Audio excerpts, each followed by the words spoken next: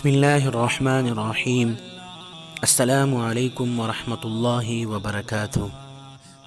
محترم سامعین، ایک خاتون گزری ہے جن کو خاتم تائی کی بیوی کہا جاتا تھا۔ نیک اور دیندار مالدار خاون کی بیوی تھی۔ ان کا گھر جس بستی میں تھا اس کے قریب سے ایک عام سڑک گزر رہی تھی۔ دیہاتوں کے لوگ اپنے بستیوں سے چل کر اس سڑک تک آتے اور بسوں کے ذریعے پھر شہروں میں جاتے۔ کئی مرتبہ ایسا بھی ہوتا کہ وہ جب پہنچتے تو بس کا آخری وقت ختم ہو چکا ہوتا، رات گہری ہو چکی ہوتی۔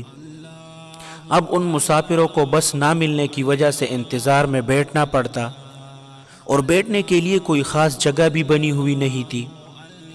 اس نیک عورت نے، جس کا شوہر خوشحال تھا، مالدار تھا، اپنے خاوند کو یہ تجویز پیش کی کہ کیوں نہ ہم مسافروں کے لیے ایک چھوٹا سا مسافر خانہ بنا دیں، تاکہ وقت بے وقت لوگ اگر آئیں اور ان کو سواری نہ ملے تو وہ لوگ ایک کونے میں بیٹھ کر وقت گزار لیں۔ خاوند نے مسافر خانہ بنوا دیا۔ لوگوں کے لیے بڑی آسانی ہو گئی۔ جب بھی لوگ آتے تو اس کمرے میں بیٹھ کر تھوڑی دیر انتظار کر لیتے۔ پھر اس نیک عورت کو خیال آیا کہ کیوں نہ ان مسافروں کے لیے چائے پانی کا تھوڑا سا نظام بھی ہو جائے۔ چنانچہ اس کو جو جیب خرچ ملتا تھا، اس نے ان میں سے مسافروں کے لیے چائے پانی کا نظم بھی کر لیا۔ اب مسافر اور خوش ہو گئے اور اس عورت کو زیادہ دعائیں دینے لگے۔ وقت کے ساتھ ساتھ لوگوں میں یہ بات بہت پسند کی جانے لگی کہ اللہ سبحانہ و تعالی کی نیک بندی نے لوگوں کی تکلیف دور کر دی، حتیٰ کہ اس کو اور چاہت ہوئی اس عورت کو۔ اس نے اپنے خاوند سے کہا کہ اللہ سبحانہ و تعالی نے ہمیں بہت کچھ دیا ہوا ہے، ہم اگر کھانے کے وقت میں ان مسافروں کو کھانا بھی کھلا دیا کرے تو اس میں کون سی بڑی بات ہے؟ اللہ سبحانہ و تعالی کے دیے ہوئے میں سے ہم خرچ کریں گے۔ چنانچہ خاوند مان گیا، اور نیک بیویاں اپنے خاوند سے نیکی کے کام کروایا کرتی ہے۔ یہ نہیں ہوتا کہ کوئی تو تاج محل بنوائے، کوئی گلشن آرا باغ بنوائے۔ یہ تو بے وقوفی کی باتیں ہیں کہ دنیا کی چیزیں بنوا لے۔ یہ کیا یادگار ہوئی؟ یادگار تو وہ تھی جو زبیدہ خاتون نے چھوڑی، کہ جن کی نہر سے لاکھوں انسانوں نے پانی پیا اور اپنے نام اعمال میں اس کا اجر لکھا گئی۔ تو نیک بیوی اپنے خاوندوں سے ہمیشہ نیک کاموں میں خرچ کرواتی ہے۔ چنانچہ شوہر نے مسافروں کے لیے کھانے کا انتظام بھی کر دیا۔ لہٰذا جب مسافروں کو کھانا بھی ملنے لگا تو بہت سے مسافر رات میں وہاں ٹھہر جاتے اور اگلے روز بس پکڑ کر اپنی منزل کی طرف روانہ ہو جاتے، یہاں تک کہ وہاں پر 150 مسافر رہنے لگ گئے۔ کھانا پکتا، لوگ کھاتے، اس کے لیے دعائیں کرتے۔ اب کچھ لوگ ضرورت سے زیادہ خیر خواہ بھی ہوتے ہیں، جو خیر خواہی کے رنگ میں بدخواہی کر رہے ہوتے ہیں، دوستی کے رنگ میں دشمنی کر رہے ہوتے ہیں۔ چنانچہ ایسے آدمیوں میں سے ایک دو نے اس کے خاوند سے بات کی کہ جی تمہاری بیوی تو فضول خرچ ہے، 150 بندوں کا کھانا روز پک رہا ہے۔ یہ فارغ قسم کے لوگ، نالائق قسم کے لوگ یہاں پر آ کر پڑے رہتے ہیں، کھاتے پیتے ہیں، تمہیں اپنے مال کا بالکل احساس نہیں ہے، یہ تو تمہیں ڈبو کر رکھ دے گی۔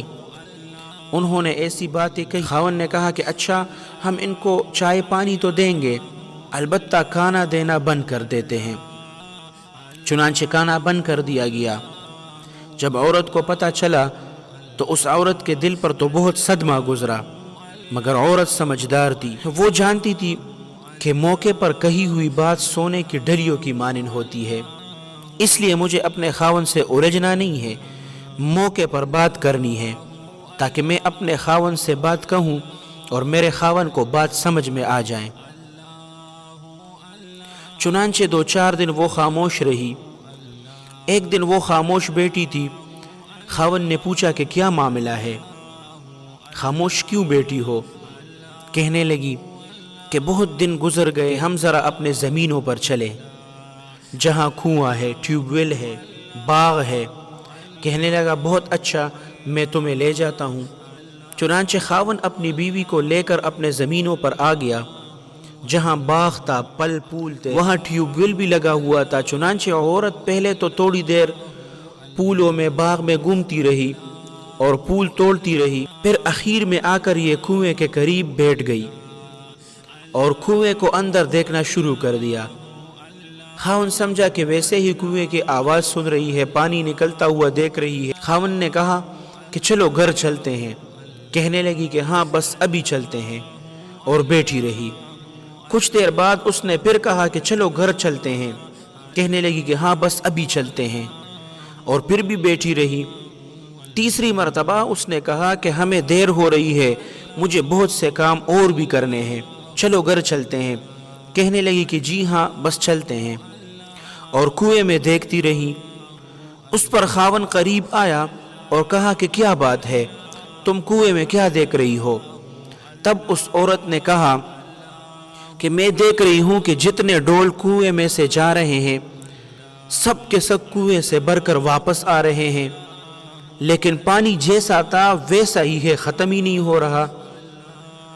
اس پر خاوند مسکرائے اور کہنے لگا کہ اللہ کی بندی، بلا کنویں کا پانی بھی کبھی کم ہوا ہے؟ یہ تو سارا دن اور ساری رات بھی اگر نکلتا رہے اور ڈول بھر بھر کر آتے رہیں تب بھی کم نہیں ہوگا۔ اللہ سبحانہ و تعالی نیچے سے اور بیچتے رہتے ہیں۔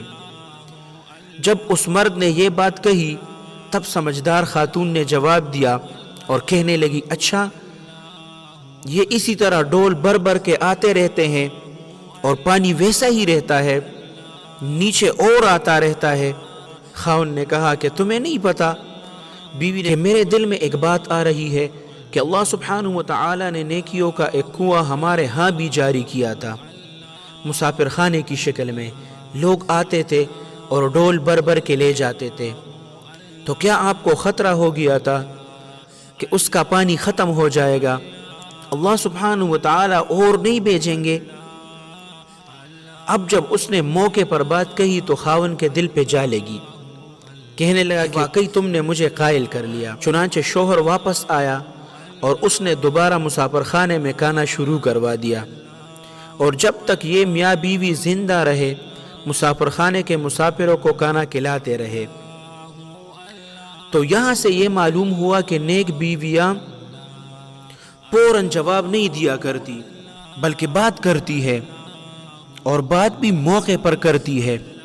اور کئی مرتبہ یہ دیکھا گیا ہے کہ مرد اگر غصے میں کوئی بات کر بھی جائے تو دوسرے موقع پر آپ نے کوئی بات کہی، اس پر مرد نے کہا کہ میں ہرگز نہیں کروں گا، آپ خاموش ہو جائیے۔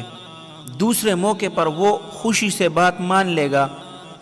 یہ غلطی ہرگز نہ کرے کہ ہر بات کا جواب دینا اپنے اوپر لازم کر لے۔ اس غلطی کی وجہ سے بات کبھی چھوٹی ہوتی ہے مگر بات کا بتنگڑ بن جاتا ہے اور تفرقہ پیدا ہو جاتا ہے، اور میاں بیوی کے اندر جدائیاں واقع ہو جاتی ہے۔ تو اس لیے عقل مند عورت پہلے تولے گی اور پھر بولے گی، اس لیے کہ اسے پتہ ہے کہ اگر موقع پر بات کہوں گی تو اس بات کا نتیجہ اچھا نکلے گا۔